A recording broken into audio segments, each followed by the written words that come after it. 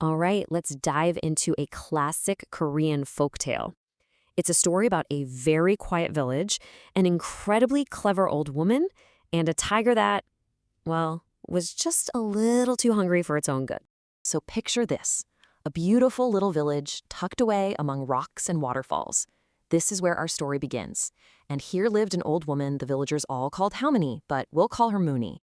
Now, don't get me wrong, Mooney was as sweet as could be, but she was so protective of her garden, especially her prized radishes.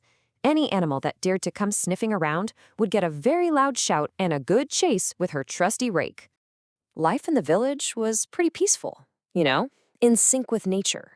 But then one night, that harmony was completely broken. A massive beast came prowling down from the mountains, and it was unlike anything the villagers had ever seen before. The villagers gave him a name, the stalking Fang, or just Fang for short. And this was no ordinary tiger. He was absolutely monstrous, huge, powerful, but somehow, for all his size, he moved with the silence of a house cat. The first night he appeared, Fang ate every single pig in the village. The second night, he came back, and this time he ate all the vegetables, cabbage, rice, and worst of all, every last one of Mooney's radishes. The whole village was furious. The villagers had had enough. They decided it was time to hunt this tiger down. But Mooney, who knew the mountains and its creatures better than anyone, she warned them. She told them it was a terrible idea. You had Kim, the village's best hunter, feeling pretty confident. "We've hunted tigers before," he said. But Mooney just shook her head. This wasn't just any tiger. She suspected it was an old tiger, maybe even a spirit of the mountain. Brute force wasn't going to cut it.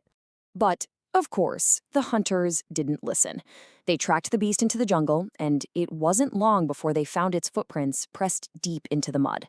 Each paw print was massive, a very clear and very nerve-wracking sign of just how huge this tiger really was. When they finally caught up to Fang, Kim drew his bow and let his sharpest arrow fly.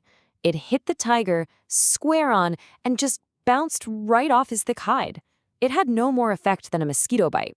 Fang turned. You can just imagine his lips peeling back from these long white teeth as this terrible growl rumbled deep in his chest. Kim shouted the only word that made any sense, and the terrified hunters dropped everything and just fled for their lives. So you've got these screaming hunters bursting back into the village, and they dive straight into Mooney's house for safety, slamming the door shut just as the massive tiger steps into the village square. And as the shaken hunters are catching their breath, Mooney is just calm. She explains that she knew this would happen. She tells them that she's lived among nature her whole life, and in that time she learned something incredible: the language of the tigers.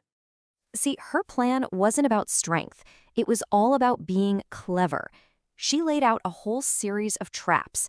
First, a fire pit filled with hot ash. Then, a jug of water, steeped with spicy pepper flakes. She hid needles in a hand towel, slicked the floor with oil, and laid a giant straw mat out in the backyard. With the hunters hidden away in nearby bushes and barrels, Mooney put her plan into motion. She threw open her front door, and in the language of the tigers, she called out to Fang. She told him she'd saved some radishes just for him, saying she'd much rather be his host than his enemy. Now, Fang was suspicious, but the offer of food and the pure shock of a human speaking his language was just too much to resist. So, first thing, Mooney complains about being cold and asks Fang to blow on the embers in her fire pit.